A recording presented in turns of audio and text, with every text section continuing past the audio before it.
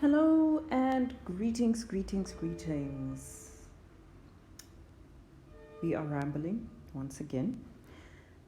Today we're looking at IEB's November 2023 paper 2 question 8, and it is a giving trig, but who knows what other surprises it's got for us. Right, question 8, let's go. Given cos theta is equal to a squared minus b squared divided by a squared plus b squared, where both b and a are positive numbers and b is smaller than a, okay, and sine theta is negative. Okay, so sine theta is negative, so this is telling me theta is an angle that is in the third quadrant or the fourth quadrant, right? If we think about cast. Okay. Yes, so sine is positive in first and second quadrant. So if sine is negative, then theta is an angle that is in here or it's in here, right? And if we know that b is smaller than a, okay, so I mean, this is definitely then positive, because square numbers are positive by nature. Or 0 or more at least, and we know that b and a are bigger than 0, so a squared plus b squared will definitely be greater than 0. A squared minus b squared, well, if a is bigger than b, then the square of a will be bigger than the square of b. I just need to check myself quickly there. So I mean, it feels straightforward enough if you have integers. If you're dealing with integers, if you have a is 4 and b is 1, then it makes sense that 4 squared is definitely bigger than 1 squared.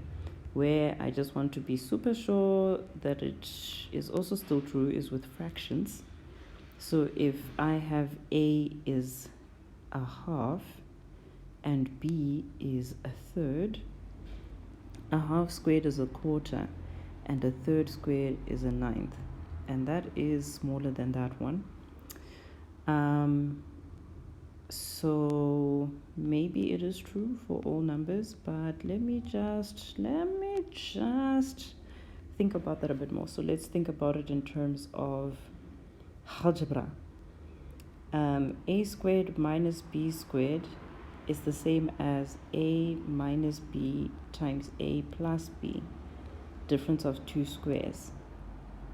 Because b is smaller than a, okay, we definitely know that this is positive, okay, the difference will be positive, will always be positive because b is smaller than a, and a plus b will also be positive because they're both positive. Okay, so then a squared minus b is also always going to be greater than 0.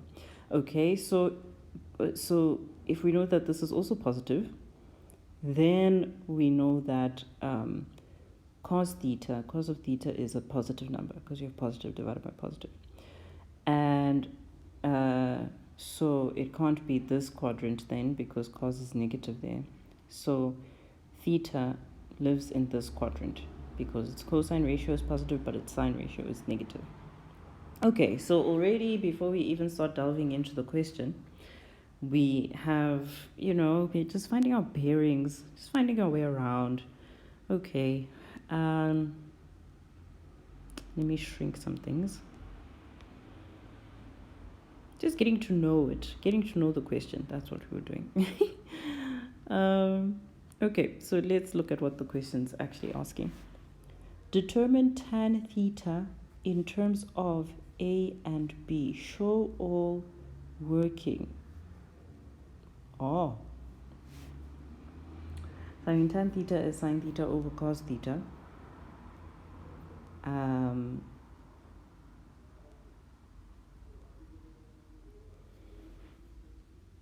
Okay, so I mean, instinctively,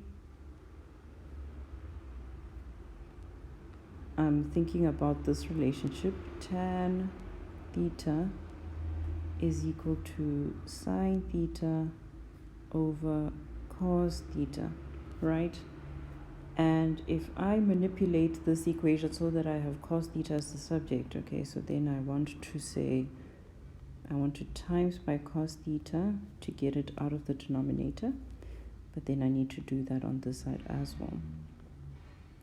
Okay, so then we have cos theta times tan theta is equal to sine theta. So then we can divide by, oh, what am I doing? Yes. I want to get cos theta by itself. Right? So cos theta will be equal to sine theta divided by tan theta. Right. And so, which is equal to a squared minus b squared divided by a squared plus b squared. Does this help me in any way at all?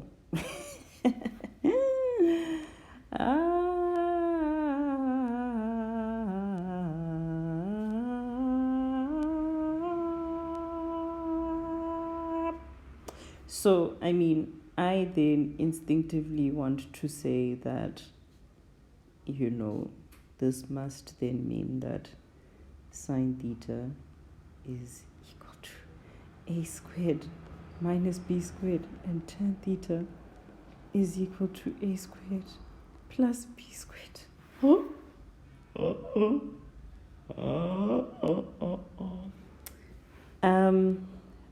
Right. So that's what I want to say. However, I just want to then sanity check myself, right? So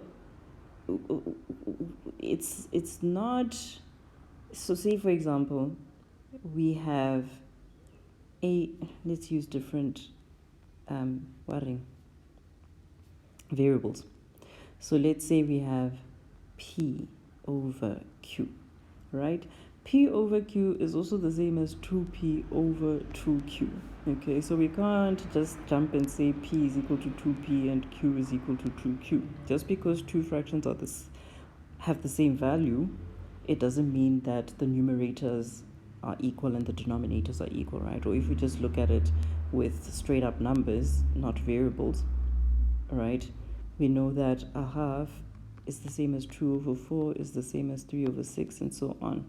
These numerators are not equal, these denominators are not equal. So what I then think, I think that the onus, in order for me to conclude that this equality means that this is true, I think that if I can show that these two expressions do not have a common factor, right, then the only way that this and this can be equal is if the numerator and the denominator if the numerator is the same as this numerator and the denominator is the same as this denominator. I think so. So I'm just going to delay this a little bit and do the groundwork, right? A squared minus b squared is the same as a minus b, a minus b times a plus b.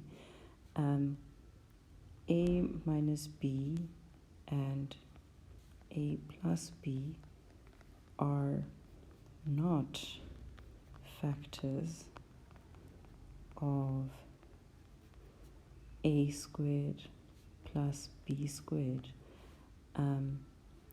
Therefore, okay, I need more space. Therefore,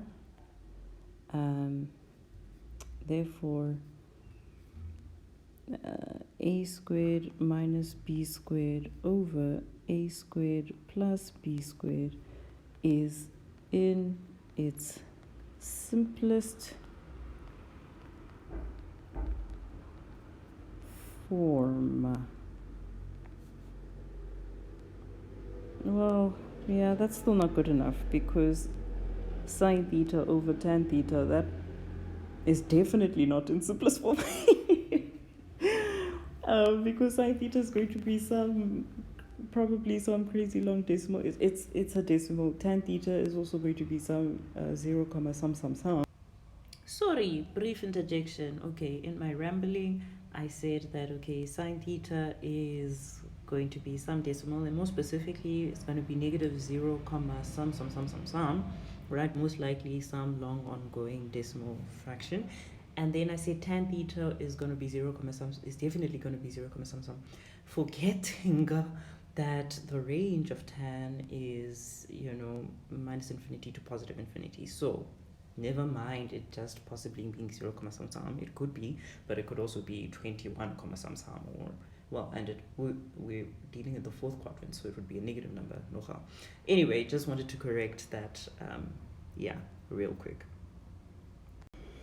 So, yeah, we can't do that. We cannot say that the only way for this to be true is if these are equal and these are equal.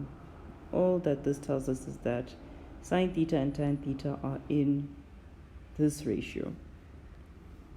So I am going to cancel this, and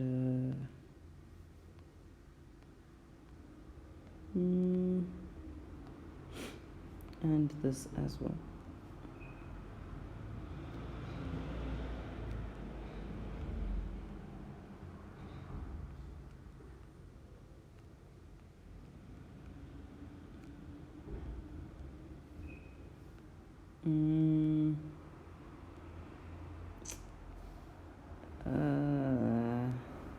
So we say this angle is here.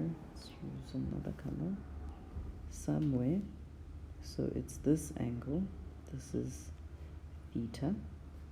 Well, or one of the angles that would have this cos ratio, right? Because as we know, we can add a whole bunch of revolutions or subtract.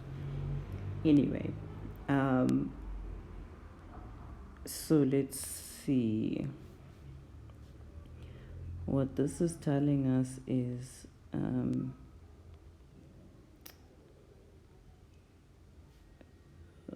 this length over here is a squared minus b squared over a squared. This is not taking us anywhere because we don't know how long this radius is. We don't know how long this is. But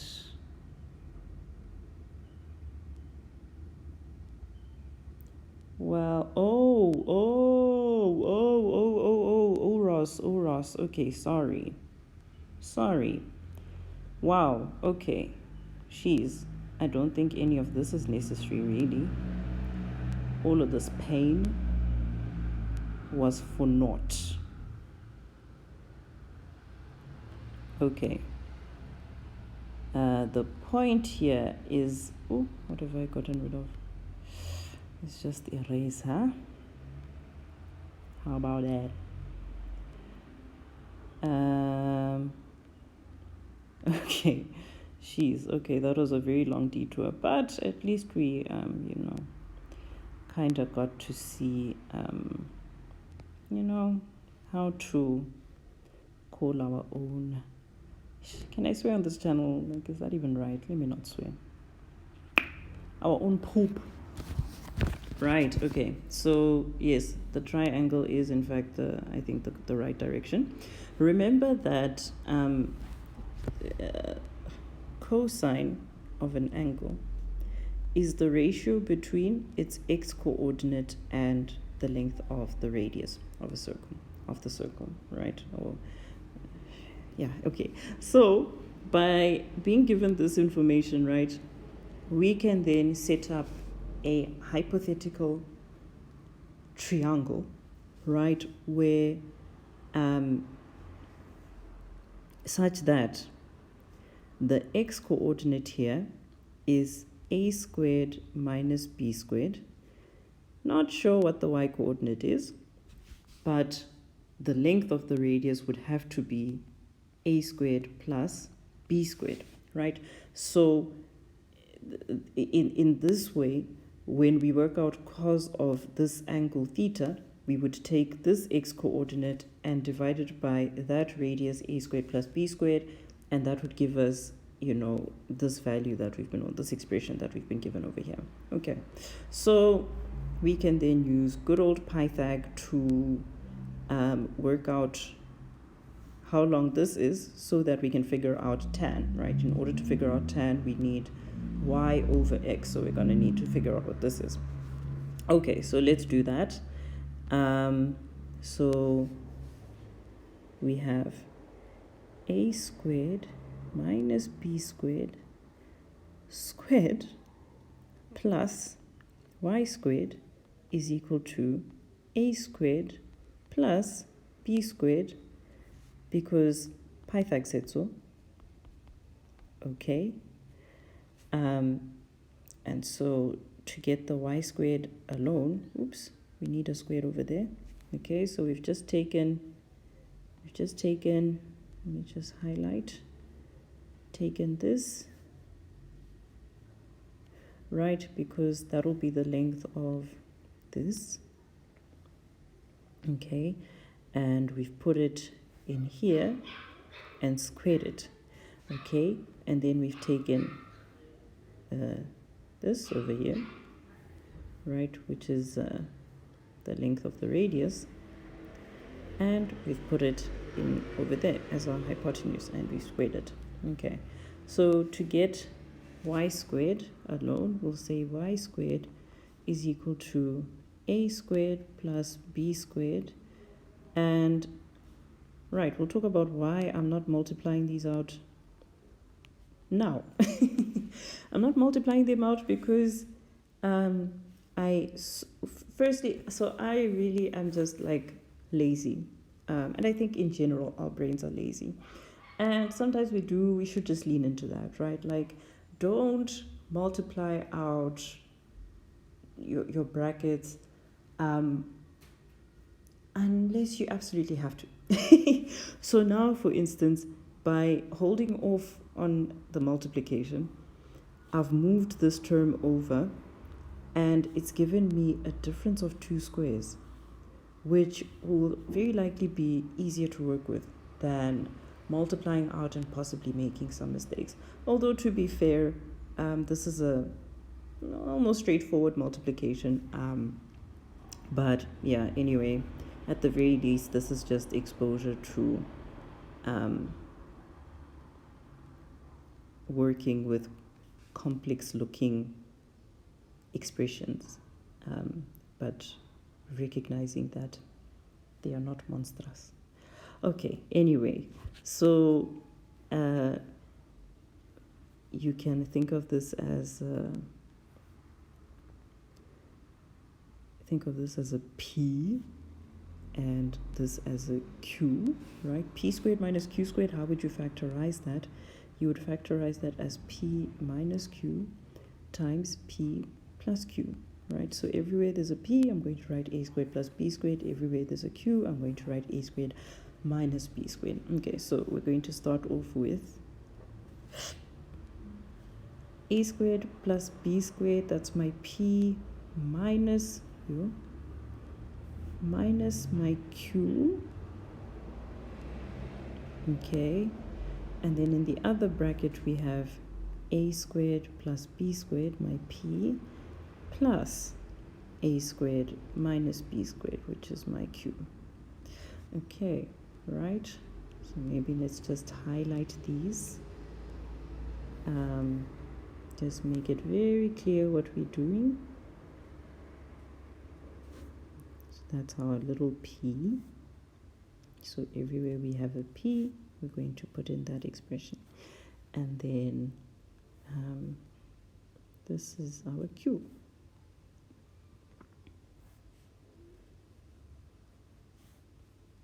Okay, the brackets are important because we just want to make sure of our signs. So here we've got a squared minus a squared, which is 0, and then b squared minus b squared, so that'll be b squared plus b squared, which is 2b squared. Okay, and then in the other bracket we've got a squared plus a squared, which is 2a squared, and then b squared plus minus b squared is b squared minus b squared, which is just 0. So that'll be 4a squared b squared. Look how lovely that worked out. And of course, if you multiplied out the brackets, you should still get the same thing. So y squared is equal to that, which means y is equal to plus or minus square root of 4a squared b squared, which is plus or minus 2ab. Okay, so now we need to think about whether both solutions make sense or only one of them. Right, so, where is y? Y is below, where's my pointy thing? Below the x-axis. Oh my goodness, highlighter, jeez. Okay, it's below the x-axis, right? This point is below the x-axis, so my y is going to be a negative number. And we've also been told that a and b are positive, right? So the only way that y can be negative is if the coefficient is negative, right? Because a times b is positive, so this should be a negative 2. Okay, so we can say, but y is less than 0, therefore y is equal to negative 2ab. Okay, so yeah, okay, wait, okay, let me just finish this train of thought. So we have y, we were given, or we have our x for this scenario, which is a squared minus b squared. So therefore tan theta is equal to y over x, so minus 2ab over a squared minus b squared. And we can use this minus to do a switcheroo over there, so that'll be 2ab over b squared minus a squared. Okay, so what you would also need to write down before launching into these calculations, you would have to explain how you determined that the angle theta is in the 4th quadrant. So remember that whole conversation that we had before, and maybe it is worth just writing it out so that we can practice putting our logic into words. So I'm just going to add another page here, add page, and put in the question again. Okay, right, so for A, okay, vary in B, okay, to explain how we concluded that theta is in quadrant 4. Okay, so the way that we do that is, okay, we've been told sine theta is negative, so we know it's in quadrant 3 or quadrant 4. Theta is quadrant 3 or quadrant 4.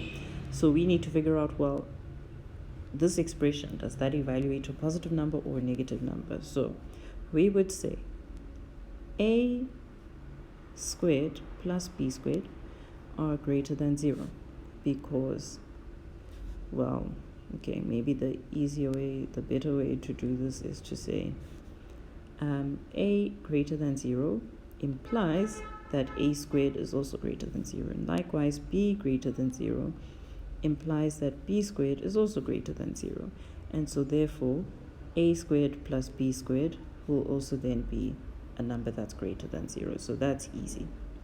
The more interesting one was a squared minus b squared. So for that one we need to say, okay, a squared minus b squared is the same as a minus b times a plus b.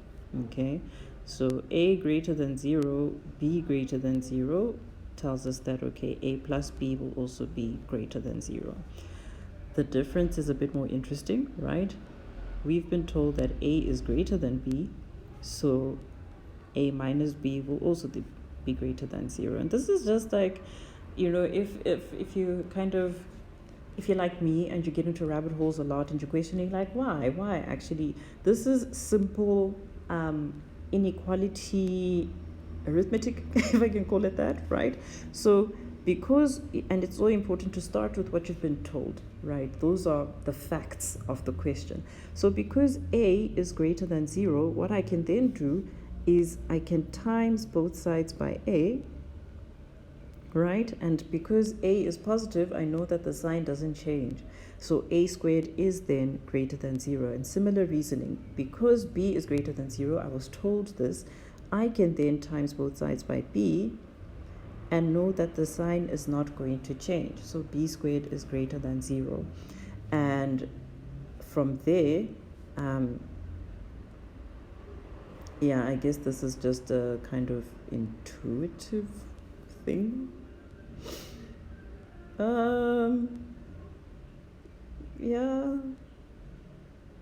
Yeah, I mean, so we're pretty much starting out with a squared is greater than 0. And yeah, if we then add b squared on both sides, okay, a squared plus b squared is greater than b squared. But we just showed that b squared is greater than 0, right? We showed that over here. So then a squared plus b squared is definitely greater than 0 as well. So that's kind of like a more involved way to show that this is true, but it's also just intuitively true because we know how positive numbers behave when they're added together. Okay, then the second one, again, we start out with a is greater than 0. And if we then add b on both sides, we have a plus b is greater than b. But b is also greater than 0, right? So that means that a plus b is definitely greater than 0. Then this one is very, very straightforward, right? If we use this kind of reasoning. If a is greater than b, which we've been told, we can then minus b on both sides. So then we have a minus b is greater than 0. Okay, so that's like a more involved way to show that these inequalities, we're not just like sucking it from thin air. On the one hand, it's intuitively true.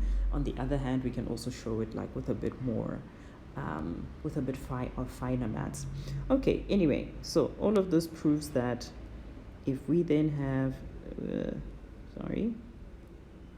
so therefore, a minus b times a plus b will be greater than 0. And that's because a minus b and both a minus b and a plus b are positive numbers that are also greater than 0. I mean, that's what positive numbers are, but just to emphasize the point. Okay, so a minus b times a plus b can't be equal to 0, okay? They are strictly greater than 0. Okay, that was like such a labored explanation. So therefore, a squared minus b squared is also a positive number. So, right, so that's ding, ding, ding, number 2. So therefore, a squared plus b squared, which one was the top one? A squared minus b squared, sorry, is at the top. A squared minus b squared divided by a squared plus b squared will also then be some number greater than 0 because both the top and the bottom are positive, right? And so therefore, cos theta is positive and sine theta is negative. And then, you know, if you're really feeling generous, you can just draw your little cos diagram here. And, you know, if you've got colors, you know I love me some colors, right? The pink bit crosses out those ones, and the blue condition crosses out these two, right? So then what are you left with? Theta is in quadrant 4. So it's very, very important that you show the examiner how you determined that theta is in quadrant 4. So that you would do before now going into actually working out tan theta in terms of A and B, which we have found to be this over here. Okay, maybe let's use another color. Yeah, maybe not that one. Okay, so we have an expression for tan theta. Lovely.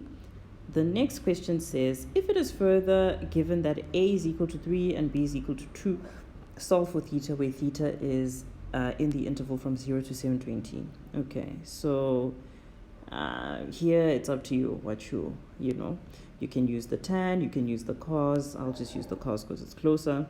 So this information is telling us that cos theta is equal to 3 squared minus 2 squared divided by 3 squared plus 2 squared. So that'll be 9 minus 4 and 9 plus 4. Right, 5 over 13. So we can then find our ref angle by saying, okay, theta is the inverse of this guy, the inverse of cos of 5 over 13, which is shift cos 5 over 13. So that is about 67,4 degrees. Okay, and because we know our angle is in the fourth quadrant, that means theta could then be 67,4 plus 360, not plus 360, oh my goodness. Okay, to get the fourth quadrant angle, we have 360 degrees. Maybe let's do the general solution first. So it'll be 360 minus 67,38 blah blah blah degrees plus K 360. Okay, sorry, I tried to squeeze you in, Calci, right, where K can be any integer. Okay, so now we look at the interval we're dealing with.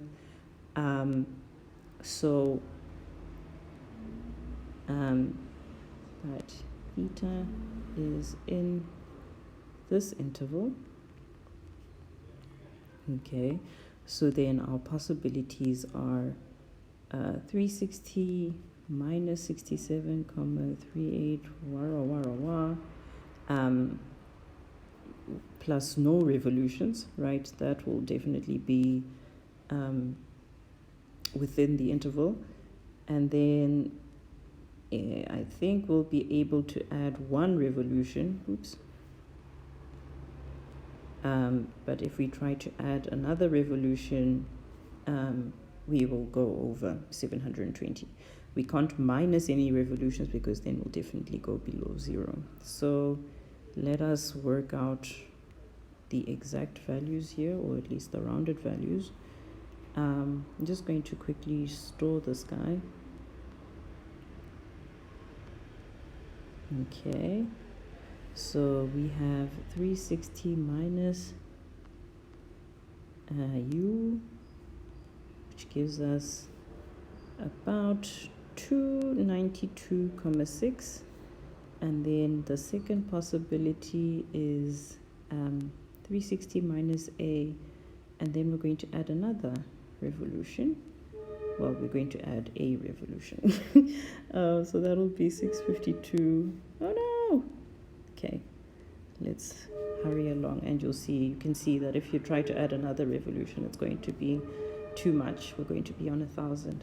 Okay, and that is where I rest my case. Let's see what the memo has to say. So, the memo says, okay, we agree that an expression for tan theta is 2ab divided by b squared minus a squared. So in the memo it has negative 2ab over a squared minus b squared, but you saw that we did that little switcheroo trick to rewrite it this way. So either of these would be perfectly fine as an answer. And then the answer for the last question, they also get 292,6 degrees, or 652.6 degrees. Okay, so let's just look at different approaches here, if any.